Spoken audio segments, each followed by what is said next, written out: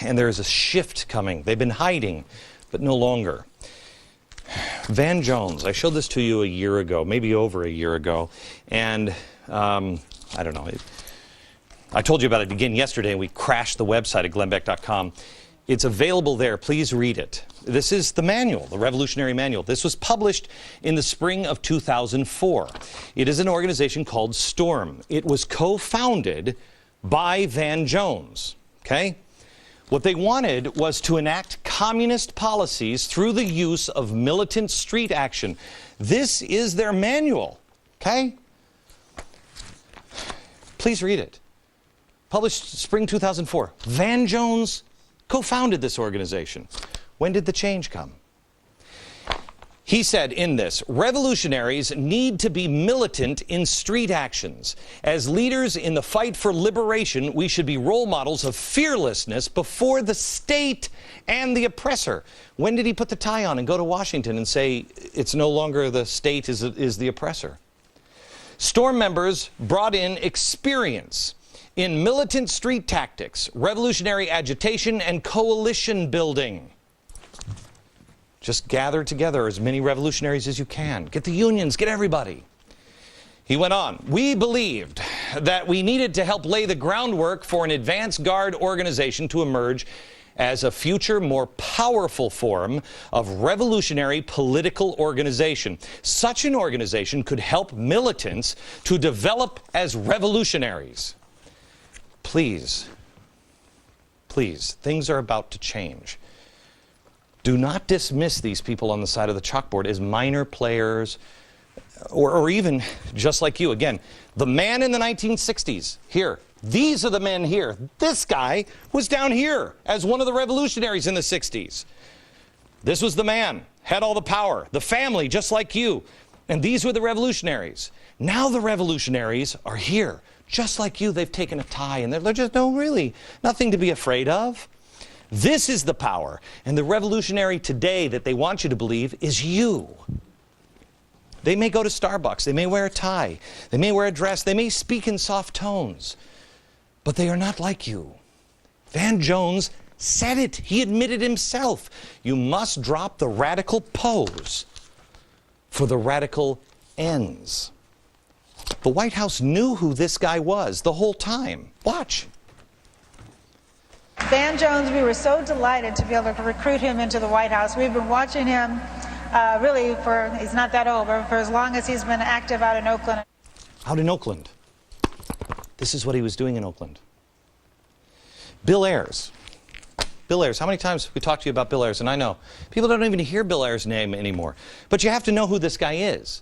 He's now a professor at the University of Chicago. Okay? He writes books. He was part of the Weather Underground group.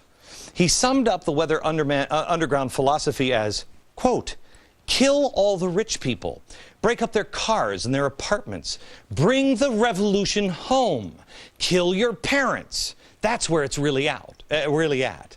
Now, I'll give him the benefit of the doubt that it was all hyperbole, except for the fact that he actually did this stuff. He blew stuff up in the 1960s, including the Pentagon. I'd give him the benefit of the doubt that he was young and he was stupid, except he recently said he doesn't regret the bombings. He wishes they did more. Ayers' wife, Bernadine Dohrn, okay, also in the Weather Underground. She's one of the people who organized the Freedom Flotilla. Remember the boat that went over to Israel? She helped organize it. She has called for an overthrow of everything bad in government and an overthrow of capitalism itself. Way back in 2007, she said this. The majority of people who are activists have stayed the course in a way, in a variety of ways. Devoted to overthrowing everything hateful about this government and corporate structure that we live in, capitalism itself, herself, himself, and determined to try to keep open and figure out how to move on. Do you hear this? Everything that we were doing, she said, we're still doing in a way. They still want to overthrow everything. That was in 2007. America, we got a problem. We got to admit it. Sean Penn, without the slightest hint of irony, said this. Every day, this elected leader is called a dictator here, and we just accept it and accept it. And this is mainstream media, who should truly, there should be a bar by which one goes to prison for these kinds of lies. He's talking about people like me who says that Chavez is a dictator. He'd like me to go to prison for saying those kinds of lies. Let me play Rosie O'Donnell just for kicks. Here's what she said a couple of days ago. Seize their assets today. Take over the country. I don't care. Issue an executive order. Say, BP, guess what? Call it socialism. Call it communism. Call it anything you want. It's their words. Call it communism. Doesn't matter. They're progressives. They'll change the name if you don't like it until they find something that tests well in a focus group, and they'll call it cat food if that's what'll get you to buy it. They'll get it any way they can, and they're making progress. Van Jones said it yesterday. They've already got the White House. They've captured the House and the Senate. They have the Democratic Party. Now, I don't think these people want communism. I don't. They just want power and money.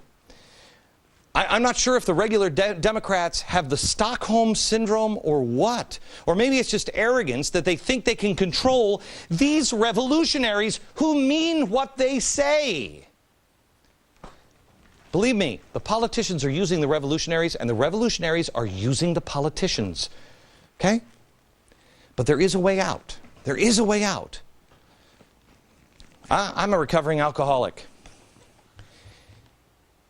You got to go the steps, man. The first step, recognize you got a problem. Recognize the truth. America, we got a problem. Once you say that, you can move on to the second one. We are powerless to fight it without God. More in a second.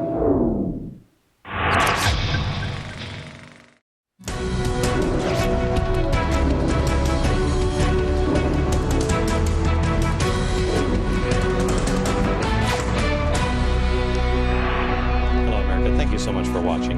I said this before earlier today, and I'll expand on it next week.